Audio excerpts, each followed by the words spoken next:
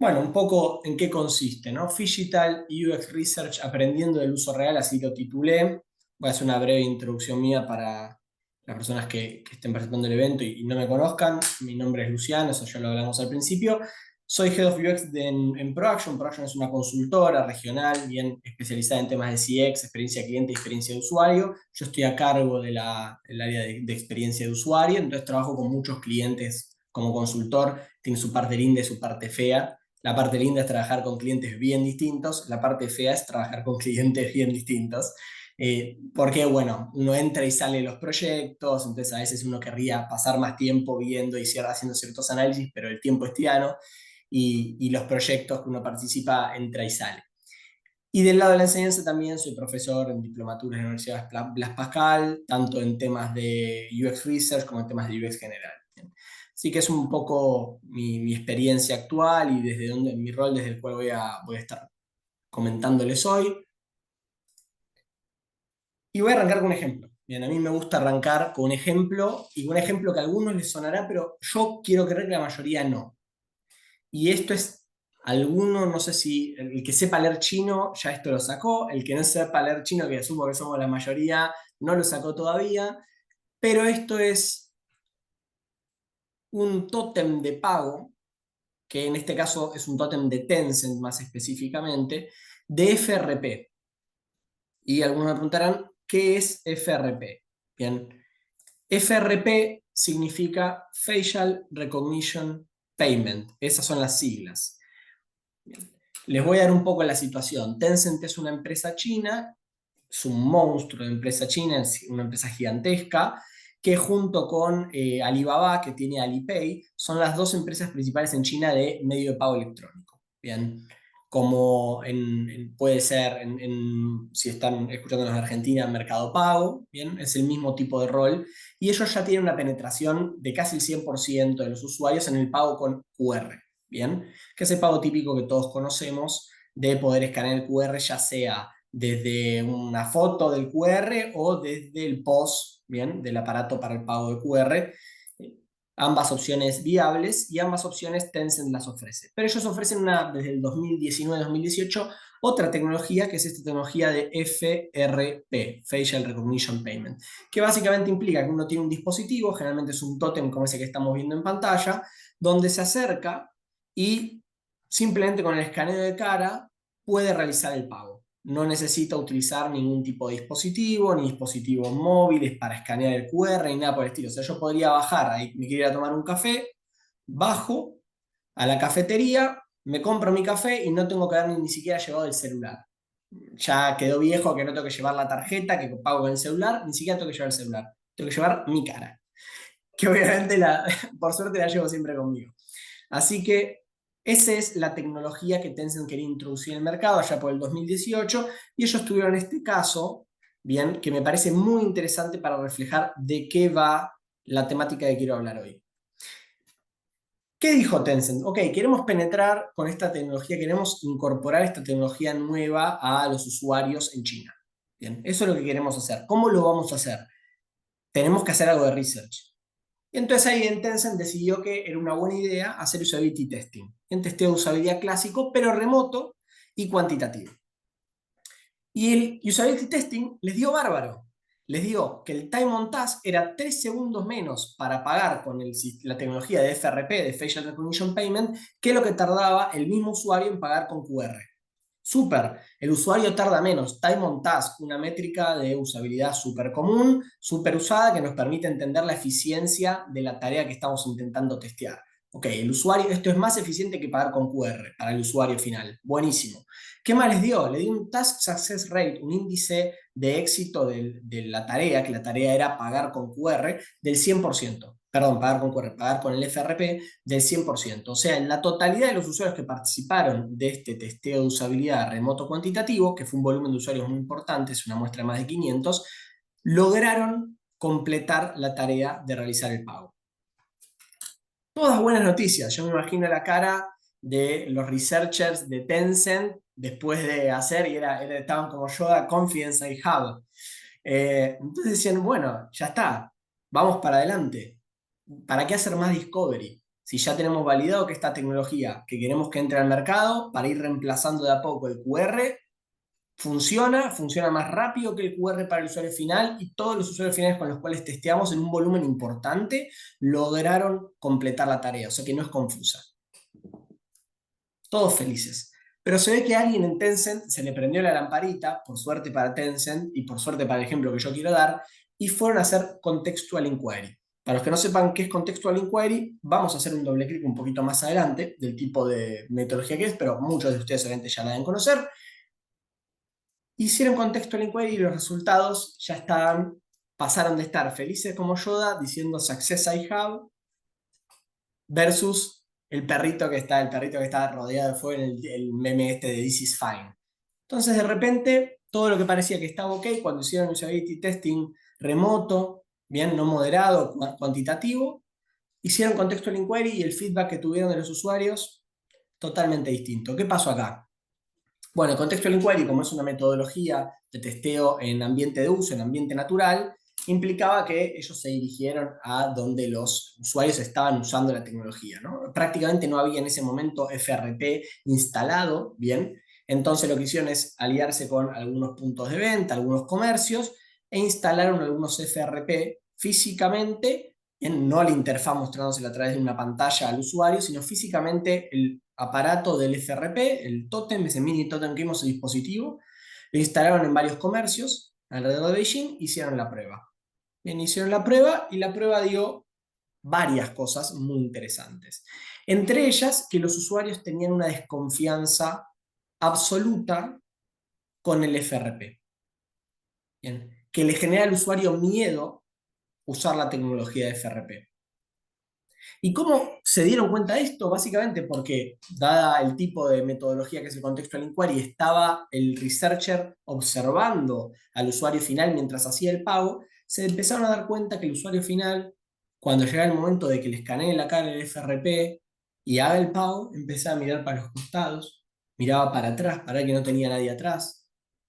Bien. Y entonces, viendo ese comportamiento, en entrevistas posteriores, hicieron un doble clic, ahondaron en ese comportamiento y detectaron que efectivamente los usuarios tenían un miedo a usar la tecnología porque les resultaba, no porque resultase poco intuitiva, difícil, como vimos antes, era fácil de usar, suficientemente fácil como para que los usuarios la pudiesen usar sin ningún problema.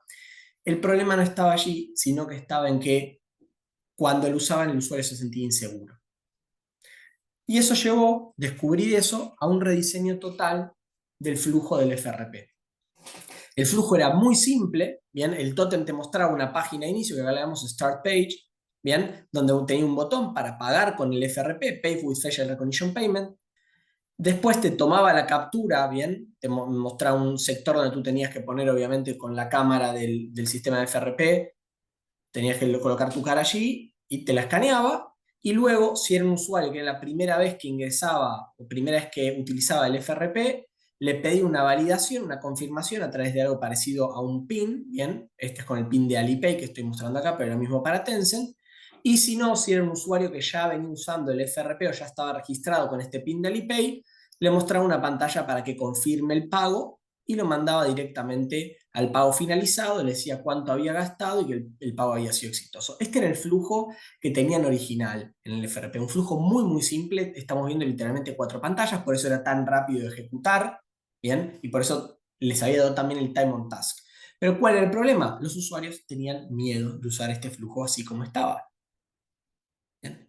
Por dos razones principales detectaron después en las entrevistas. Primera, y la más importante, los usuarios no entendían cómo funcionaba la tecnología. No en un sentido de que no entendían cómo usarla, entendían cómo usarla, es muy fácil de usar, es hacer 2 clics literalmente, sino que lo que no entendían es de dónde estaba sacando el sistema la información, cómo es que los estaba reconociendo, si eso era seguro, si no iba a escanear si alguien los estaba viendo atrás, si eso implicaba una inseguridad porque estaban accediendo a su cuenta.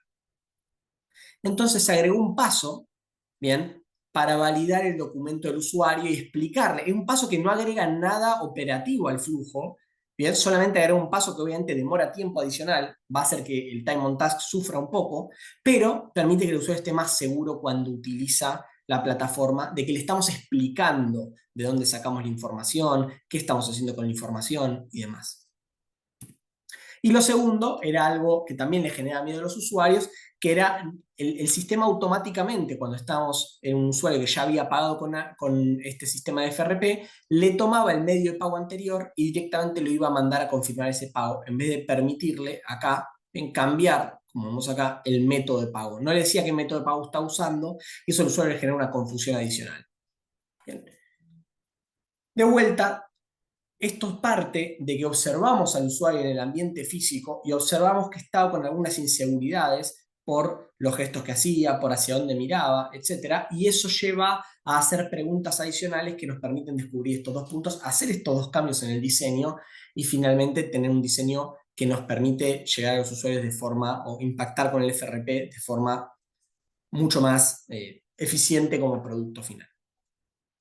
Entonces, ¿por qué estoy trayendo este ejemplo del FRP? Bien. Bueno, por la importancia de el contexto, que es una palabra que yo acá estoy subrayando. Esta es una cita de un héroe total del UX Research, que espero que todos lo conozcan. Si no lo conozcan, se los presento. John Creswell es autor de 2.000 millones, es obviamente UX Researcher, autor de 2.000 millones de libros, entre ellos uno de mis libros favoritos que recomiendo. Esta es una recomendación, esto es club de lectura a esta altura, que es Designing and Conducting Mixed Methods Research, bien, que es básicamente un libro sobre Mixed Methods. Recomiendo mucho ese libro, bien, es un libro que ya tiene varios años, pero para mí sigue estando totalmente vigente, y Mixed Methods me parece que es un enfoque hacia el research que es necesario más que nada hoy en día tener. Y Creswell lo que nos dice es, no podemos separar lo que las personas dicen y hacen del contexto en el que lo dicen y lo hacen. Bien, es decir, la acción que nosotros observamos todo el tiempo en nuestros testeos de usabilidad moderados, cuando el usuario nos comparte pantalla, etcétera, perfecto. Pero el usuario está haciendo las cosas de forma que la hace o está diciéndonos lo que nos está diciendo porque está en ese contexto. Y en ese momento el contexto es un contexto de laboratorio. Por lo tanto, es un contexto ficticio. No va a ser el contexto real en el que el usuario va a finalmente, vaya la redundancia, usar nuestro producto digital, bien, en la calle, en su domicilio, en su casa, en el supermercado, en el mercado, en el transporte público, en el auto, en donde sea. No es el mismo contexto. Entonces, intentar pensar que las conclusiones que estamos sacando de los testeos de usabilidad son las mismas que sacaríamos de esos testeos si no ocurriesen en el contexto, en un contexto de laboratorio, sino que ocurriesen en un contexto real, en un contexto que se llama contexto natural de uso, al menos tenemos que tomarlo con pinzas, al menos tenemos que tomarlo con cuidado, ¿bien? Entonces, esto es lo que nos plantea Creswell y esto es un poco lo que vengo a plantearle yo.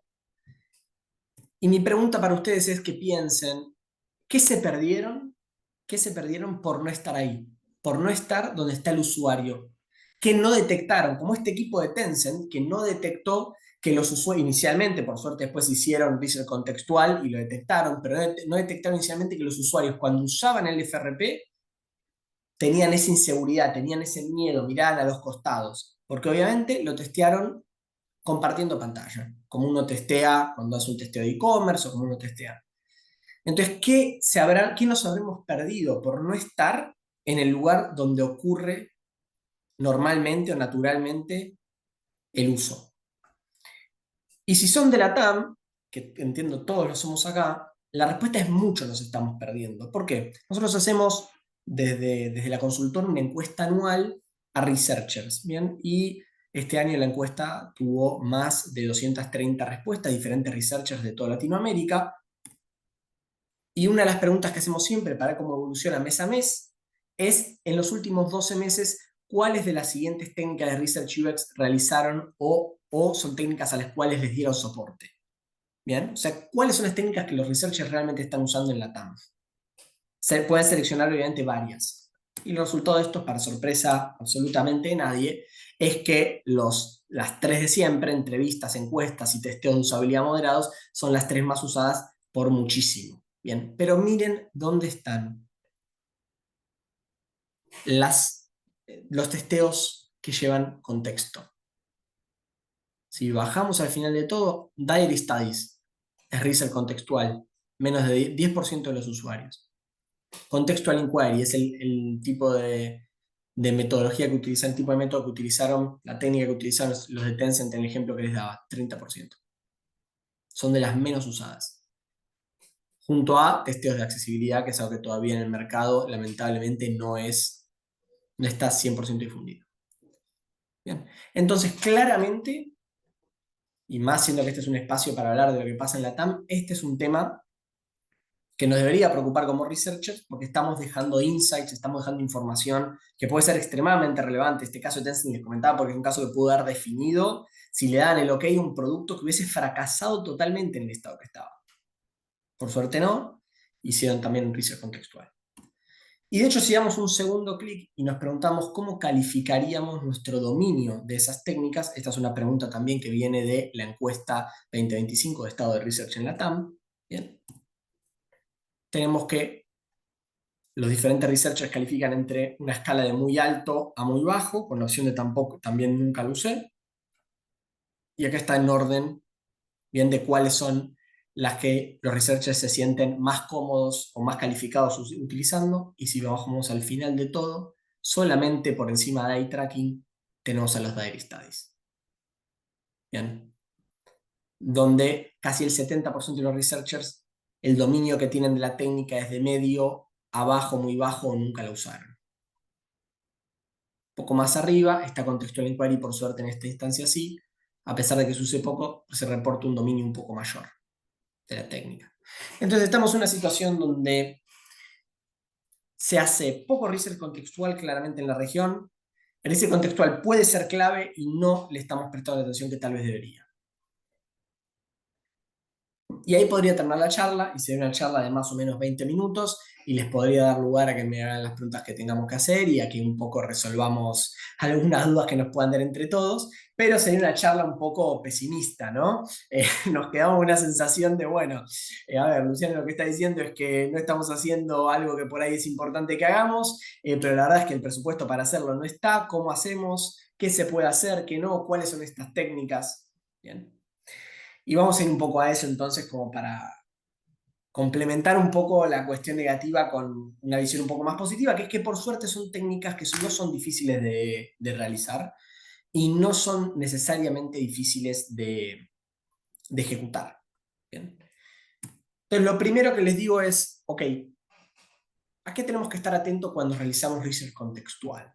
Bien, esto es muy importante porque cuando realizamos research contextual tenemos que tener una visión muy distinta, en un enfoque muy distinto al que tenemos cuando hacemos otros tipos de research de laboratorio. Primero, cambios en la conducta, y esto es lo que pasó en lo de Tencent. Si el usuario está, como podemos verlo, y podemos verlo operando en el ambiente natural, tenemos que entender si el participante está tomando algún lenguaje corporal nuevo, cambiando su tono, cambia su humor, vemos expresiones faciales, todo eso como lo podemos observar en el research contextual, es una de las primeras cosas a las cuales tenemos que prestar atención, que tal vez es algo que vamos a detectar mucho menos en research de laboratorio. Bien. Después, esto es muy importante, soluciones alternativas. ¿Qué significa esto? Workarounds. El research contextual es muy bueno para detectar al usuario realizando ciertas acciones que le permiten, si hay un error, resolverlo por fuera de la plataforma, que es algo muy común en el día a día real. Bien, cuando yo estoy usando un sistema y el sistema me falla, bien, y esto en observación natural lo podemos ver porque vamos a ver el fallo real del sistema, no en un ambiente controlado, lo que yo voy a hacer es intentar, con alguna solución alternativa, lograr mi objetivo. Entonces yo estoy intentando hacer un pago y no estoy logrando hacer el pago por la plataforma, voy a intentar ver si lo puedo hacer a través de una transferencia, si lo puedo hacer desde otra plataforma. Entonces todas esas soluciones alternativas a las cuales recurre el usuario, las vamos a poder observar solamente en el research contextual porque es un ambiente real donde el usuario está haciendo la acción real. ¿Bien? Y finalmente, es muy importante estar abiertos a la sorpresa. Esto lo comentaban a lo largo de las charlas anteriores, lo comentó Caro, bien, lo comentó Mer también sobre el tema de estar dispuestos a que nos sorprendan. y hay pocas cosas que son más sorpresivas que el research contextual. Entonces, por eso también es algo que yo recomiendo fuertemente desde ese punto. Bien. Entonces, tenemos estas cosas que podemos estar atentos y en base a eso, bien, un segundo, ahí está, les quiero traer los dos formatos de research contextual más comunes, al menos los que yo aplico de forma más común, y cómo los aplico, siendo que probablemente, al menos en base a la estadística que estoy viendo de cantidad de personas en la TAM que usa research contextual, seguramente ahí tenemos alguna experiencia nosotros más específica para poder un poco aportar bien dentro de los contextos que estamos hablando. Entonces, la primera técnica, que es la que les comentaba que usó el equipo de Tencent, es la de Contextual Inquiry. Bien. Contextual Inquiry es una técnica que básicamente combina dos cosas muy importantes. La observación directa en el contexto natural, ¿bien? En este caso los de Tencent fueron a ver cómo las personas usaban el FRP en una tienda de café, en un mercado, etcétera, en Beijing. Y posteriormente a eso la entrevista. Bien, entonces entrevistamos al participante y le vamos a preguntar sobre cosas que hizo, no hizo, cómo lo hizo, pero son entrevistas muy breves, porque ya se basan en la observación directa. Yo dediqué mi tiempo a ver al usuario realizando la acción, en este caso supongamos pagando con su cara a través del sistema de RFRP, y luego tengo una entrevista que generalmente no es recomendable que sean más de 10-15 minutos como mucho. Bien, y el usuario luego sigue su camino. Hay dos tipos finalmente de contextual inquiry, que esto es muy importante definirlo antes de decidirnos hacerlo, que son activo y pasivo. Por un lado, el activo, básicamente la diferencia que tienen es si podemos o no interrumpir al participante durante esta primera etapa de observación directa. Bien, si yo puedo interrumpir al participante, eso es activo. Entonces, yo voy a básicamente interrumpir al participante cuando vea que el participante hace algo que me llama la atención. Bien, esta es la típica, disculpa que te interrumpa, pero ¿qué es eso que acabas de hacer?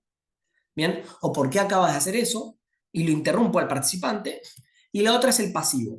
Bien, el pasivo básicamente observo al participante sin interrumpirlo en ningún momento y dejo todas las preguntas para la entrevista breve posterior a la observación directa.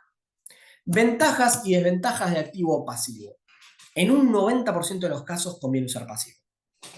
Bien, así que voy a ir por la otra. ¿Cuándo conviene usar activo?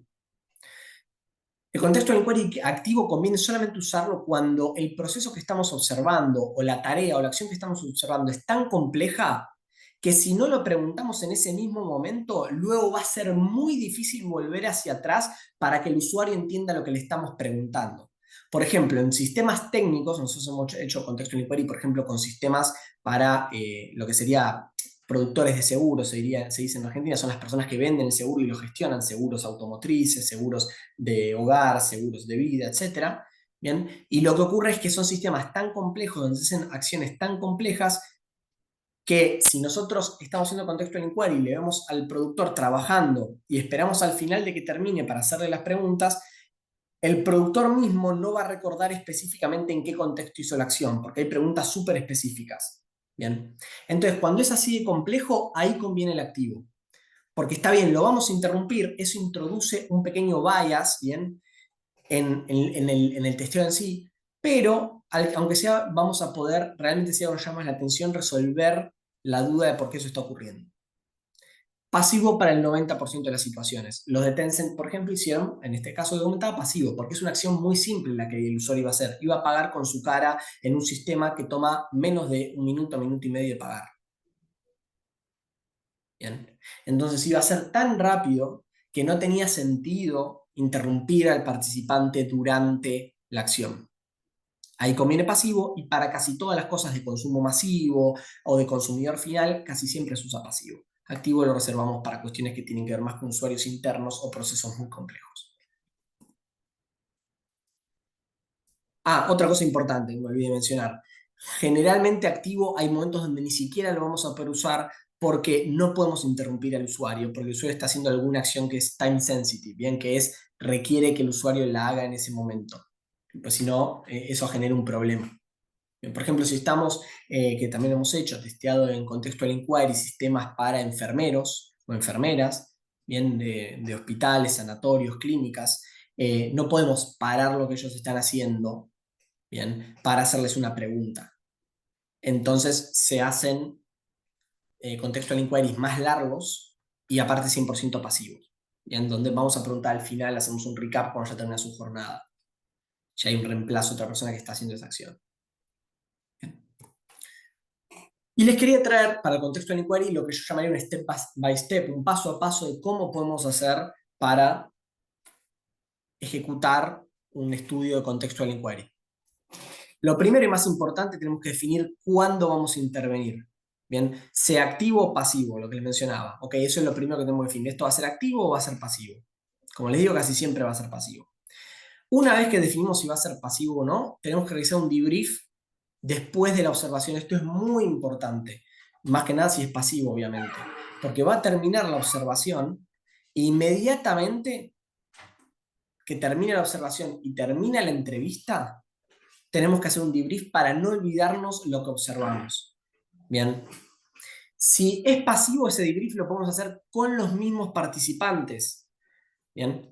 Y también es muy bueno, generalmente yo no recomiendo, obviamente, para testeos de usabilidad, tener muchos observadores, pero sí es bueno tener observadores en research contextual. Porque si hay algo que se nos pasó a nosotros, que no vimos del contexto, etcétera, es muy importante que haya alguien que sí lo haya visto, porque eso generalmente no va a quedar grabado. Son situaciones donde no vamos a estar filmando lo que la persona está haciendo. Pues eso suele ser algo bastante más incómodo y difícil de hacer. Y esto no tenemos la facilidad de que estamos grabando pantalla, pues un testeo de usabilidad. Entonces es muy importante el debrief hacerlo lo más inmediatamente posible. Bien.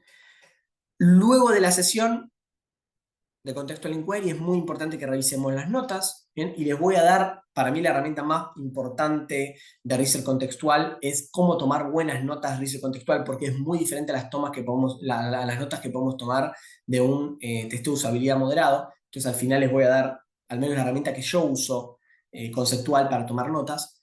¿Bien? Y realizar de 2 a 3 sesiones por participante. Eso es lo ideal. No realizar solamente una sesión, que es lo que normalmente hacemos para usability testing moderado, porque queremos ver si el participante hace alguna acción distinta si algo alrededor de su contexto circunstancialmente cambia. Por ejemplo, nos ha pasado mucho hacer testeos de contextual inquiry en ambientes laborales, de oficina y demás, donde se está usando alguna plataforma interna. ¿Qué ocurre? Por ahí hacemos una primera sesión donde el participante usa la plataforma sin ningún problema. Bien. Pero si hacemos una o dos sesiones más, vamos a tal vez tener más oportunidad que algo pase en el contexto. Por ejemplo, viene un compañero y le dice, no, pero ahora hay que hacer esto, y entonces eso cambia cómo está ejecutando la acción. O le llega un mensaje de que tiene que cambiar algo de cómo está ejecutando esa acción en específico. Entonces, como no vamos a estar en ambiente controlado, si tenemos más sesiones por participante, eso nos permite que haya más ocurrencias en el ambiente, en el contexto de uso, que nos van a dar insights mucho más interesantes. De vuelta, lo que estamos intentando acá es sorprendernos con insights nuevos que no podemos obtener normalmente en los testeos de usabilidad en laboratorio. Y la otra técnica, más allá del contextual inquiry, es la técnica más conocida de research, jamás inventada, en el sentido que ya tiene muchísimo tiempo, pero es una técnica que, como veíamos antes en el resultado de la encuesta que hacemos para researchers en LATAM, es la menos usada prácticamente, que son los diary studies, los diarios. Bien, los diarios. Y los diarios son una buena combinación de 2 factores que sirven mucho para un tipo de producto o para un tipo de plataforma en específico, que son primero los factores de self-report, ¿bien? Es decir, obviamente el participante en los diarios, él mismo va a ir escribiendo el diario, ¿bien? Y por tanto nos va a ir pasando su feedback de forma autónoma, sin que haya un moderador, pero esto sobre un largo periodo de tiempo. Bien, semanas, meses, generalmente años no, pero semanas o meses. Bien, lo más común. Entonces combina 2 factores que no son comunes y esto nos lleva a que hay básicamente 3 tipos de diary study, de diarios, en base a que, en base a cuándo la persona, cuándo el participante va a completar la información, cuándo va a registrar una entrada en el diario. Tenemos los que son diary studies en base a un evento, que significa que el participante solamente registra información cuando ocurre algo en específico. Bien, por ejemplo, para Netflix, viene haciendo un diary study, si uno recibe una notificación de actualización de que hay una serie, que uno está suscrito a esa serie y a través de esa serie está recibiendo que hay un nuevo capítulo o una nueva temporada, perfecto, ahí se va a ejecutar el evento, vamos a pedirle al usuario que registre la información. Bien. Cada intervalo, es decir, el usuario registra información cada un tiempo particular, bien, esto puede ser cada 3 horas, cada día, generalmente esto es en momentos específicos del día, entonces todas las mañanas el usuario tiene que registrar la información, y si no, por señal, bien, que eso es básicamente cuando hay un trigger que nosotros le ejecutamos al usuario para que realice la acción de registrar la información. Entonces, generalmente se configuran mensajes automáticos, en LATAM, obviamente a través de WhatsApp, lo más común, para enviarle constantemente recordatorios, estas son las señales, al participante de que tiene que completar el diario. Bien, ¿y cuál de estas vamos a elegir? Va a depender totalmente de las características de lo que estamos intentando observar y por tanto lo que estamos intentando investigar. Bien, si yo quiero investigar una plataforma en la cual quiero entender qué hacen los usuarios ante una ocurrencia en particular, voy a ir con el evento. Bien, ahora, si es algo que yo le tengo que indicar a los usuarios que hagan, porque los usuarios no lo van a hacer con normalidad, tiene que ser un intervalo o una señal. Y ahí vamos a los casos de uso de los diarios. Bien, tenemos varios casos de uso de diarios, pero voy a resumirlo en dos. O tenemos un caso de uso de hábito o un caso de uso de consumo. Bien, el caso de uso de hábito básicamente es cuando queremos entender algo que el usuario o el participante normalmente hace, bien, en su día a día. Por ejemplo, si el participante hace ejercicio o no hace ejercicio, dieta, si quiero averiguar sobre eso, seguimientos de salud, para todo lo que es health trackers, toma decisiones muy largas, bien, vacaciones, auto, comprar un departamento, etcétera, son todas cosas que nos sirven en hábitos. Bien, pues son cosas que generalmente a lo largo del calendario ocurren en muchos momentos, por ejemplo, ejercicio, voy a hacer ejercicio varias veces por semana, o ocurren durante un largo periodo de tiempo. Bien, por ejemplo, la compra de un auto, organización de unas vacaciones o la compra de un inmueble. Y luego otro caso de uso muy importante para los diarios es el de consumo. Bien, ¿cuándo ejecutar diarios? Cuando estamos hablando de consumos de básicamente diferentes tipos de compras. Bien, consumos de streaming, por ejemplo, series, películas, es una buena forma de ejecutar diarios. ¿Por qué? Porque importa mucho el contexto de uso. Salidas recreativas, si hay un espacio físico alrededor del contexto de uso, por ejemplo, a un restaurante, un cine es muy importante porque el contexto de uso ahí va a aportarnos valor adicional, un supermercado también, por ejemplo, o un mercado, y compras frecuentes. Bien, si el usuario hace compras de temas de comida, ropa, que son a lo largo del tiempo y vuelta se mantienen, es otra particular, otro vertical para el cual podemos usar diarios. Bien. Estas son dos situaciones particulares en las cuales los diarios van a ser bien útiles. ¿Y cómo lo hacemos? Bueno, requieren dos cosas, gestión interna y gestión externa. Gestión interna quiere decir qué vamos a hacer de cara hacia el propio equipo. Bien. Entonces, por un lado, lo primero que tenemos que hacer es verificar que los participantes sean los participantes que necesitamos, bien, obviamente. Luego tenemos que definir qué preguntas vamos a realizar y cuándo.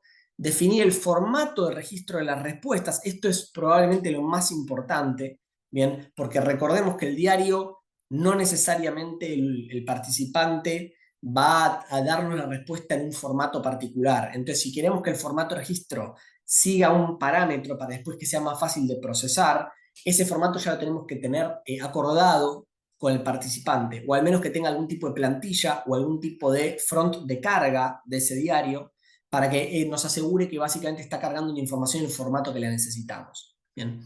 Vamos a tener que definir cómo controlamos la calidad de las respuestas. Esto es muy importante también, porque lo más común y la razón por la cual fallan la mayoría de los diarios es que la calidad de las respuestas con el tiempo va decreciendo.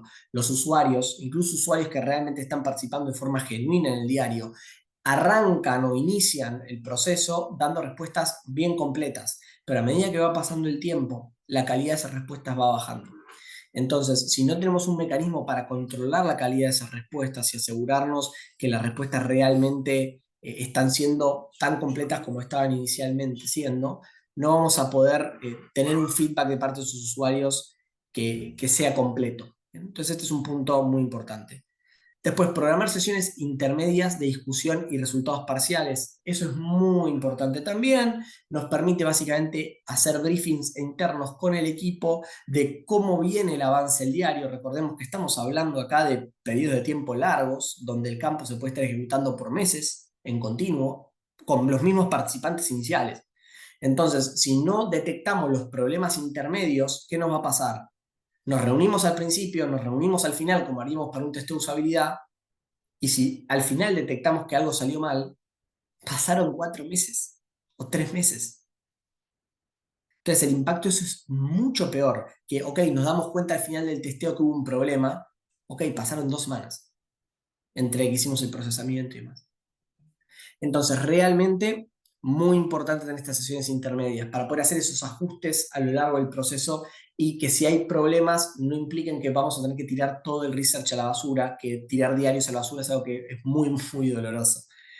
Y finalmente, definir canales de comunicación interna, no con el participante, sino con el equipo. Eso es todo lo que tenemos que tener configurado para hacer un diario antes de lanzarnos siquiera a reclutar participantes para el diario. Bien.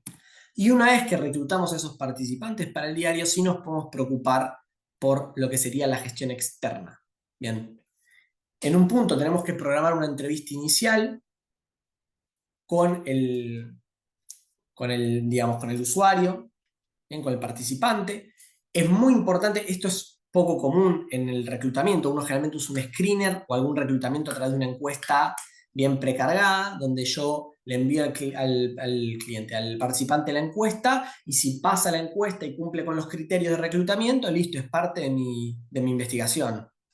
Lo he reclutado. Acá no, eso no funciona de esa misma manera. Bien, tenemos que tener una entrevista inicial con el participante.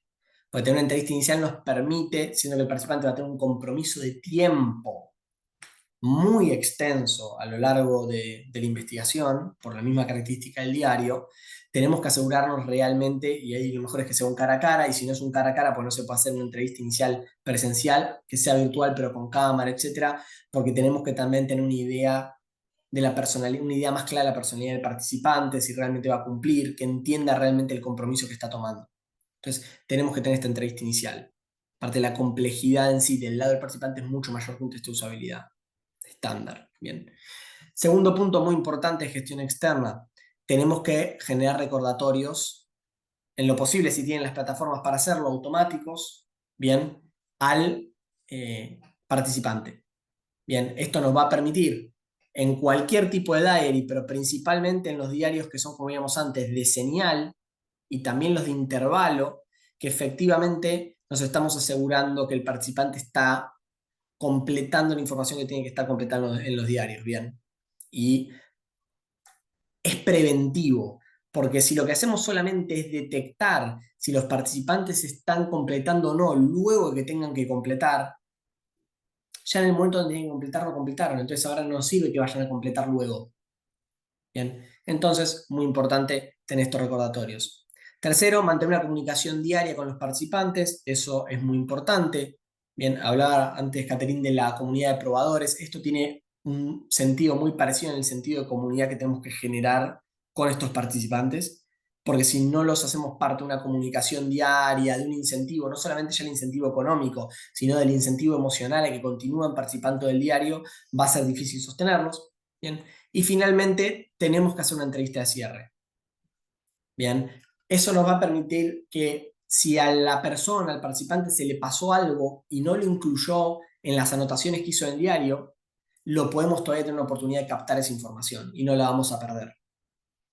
Bien. Entonces estas son algunas cosas que tenemos que tener en cuenta para lo que sería un diary study, tanto del lado interno como externo. Para ir cerrando, algo que les quería comentar es la herramienta que les dije al principio, esto más allá del diary study, contextual inquiry, para cualquier tipo de investigación contextual que vayan a hacer, para mí es la herramienta más importante que pueden tener, que es tomar buenas notas, tomar buenas anotaciones. Esto es mucho más importante que en otras técnicas. ¿Bien? Y para esto yo uso el cuadrante.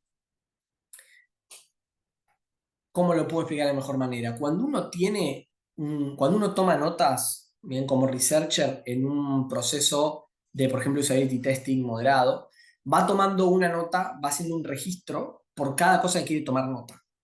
Esto no es así para lo que sería un testeo de contexto, con contexto de uso natural. Bien. Lo que tenemos que hacer es completar para cada nota que queremos tomar, tiene que haber un cuadrante, porque hay 4 factores que al mismo tiempo tenemos que estar teniendo en consideración sobre una misma nota. Bien. Y les voy a dar el ejemplo, por ejemplo, que estamos haciendo un contextual inquiry, estamos haciendo la observación para un estudio de personas que están haciendo checkout, checkout a través de los tótems en el supermercado. Bien, entonces queremos entender si el sistema de self-checkout tiene oportunidades para mejorarse y estamos haciendo un estudio con contexto natural, contextual inquiry, bien, de esa situación. Entonces uno, si fuese un test de usabilidad, notaría simplemente algo que dice el participante o notaría una observación. En el caso de un estudio de contexto de uso natural, tenemos que anotarlo en un cuadrante, que va a estar compuesto por la cita de la persona. Bien, si hay cita o no, tenemos que incluirla. En este caso que estábamos hablando, en este ejemplo, el sistema de self-checkout me resulta bastante lento. Ok, esto es lo que la persona nos dijo en el brief posterior, en la entrevista. Pero no alcanza con eso, porque eso en sí no nos da la información que nos debería dar. Tenemos que anotar también las expresiones. Bien, entonces al lado de la cita tenemos que tener la expresión que ocurrió por parte de la persona en referencia a ese momento que está dando la cita. Bien, entonces esto es un gesto de disatisfacción, por ejemplo, en este ejemplo que estamos dando, al usar el tótem de checkout. Bien, mira a su alrededor buscando un empleado. Bien, y no lo encuentra acá. Esa fue la expresión que tuvo. Tenemos que incluir las ocurrencias del contexto, es decir, el factor del entorno. ¿Qué ocurre mientras esto está pasando? Se forma fila detrás de la persona, bien, dada la demora que está teniendo porque efectivamente, como vemos, no está pudiendo de forma autónoma, no está pudiendo por su cuenta hacer el self-checkout. Bien, esto genera a su vez comentarios de terceros que hacen que la persona se ponga aún más nerviosa o que intente buscar al empleado de forma más aún enfática. Y finalmente, tenemos que registrar el insight. Bien, acá el insight sería, ok, tenemos que incluir dentro de este proceso alguna instancia de asistencia humana. Bien, para casos extremos donde la persona no puede de forma autosuficiente gestionarse el checkout. Ahora, ¿qué pasa? Uno normalmente diría, Luciano, no es necesario incluir insights hipótesis. Los insights hipótesis vienen después del testeo. Uno testea, graba, registra las notas en un testeo de usabilidad, por ejemplo, y después procesa todo eso, tiene los insights y eso lo lleva a un entregable y lo comparte y lo difunde. No. Acá es importante tener los insights lo antes posible, pero no van a ser insights, mejor llamarlos hipótesis, ¿bien? Porque todavía no los tenemos corroborados. Pero la hipótesis la tenemos que plantear apenas ocurre perdón, la acción del participante que estamos registrando. Bien. Entonces, todas estas cuestiones que normalmente no las haríamos para registrar notas de un testeo de usabilidad, sí o sí las tenemos que hacer para registrar notas, ¿bien?, de un testeo en contexto natural de uso. De hecho, yo lo que suelo hacer es tener este cuadrante ya colocado, ¿bien?, en mi, digamos, sistema para tomar notas, para poder ya ir registrando para cada ingreso que hago, ¿bien?, los 4 puntos del cuadrante. Pues si estamos haciendo contexto de uso y no estamos teniendo en cuenta las expresiones, el entorno, las ocurrencias que están pasando en ese entorno, y no estamos ya generando las hipótesis inmediatamente, nos va a resultar que realmente el contexto de uso no nos está dando nada adicional. Pero no es un problema de contexto de uso, muy probablemente sea un problema de que tenemos que intentar observar mejor ese contexto, y el cuadrante de notas es una buena forma para recordarnos de hacer eso. Bien. Con eso, y pues ya estamos casi cerca de hora, voy a dar lugar a preguntas. Déjenme un segundo que voy a dejar de compartir acá simplemente para poder verlos ustedes.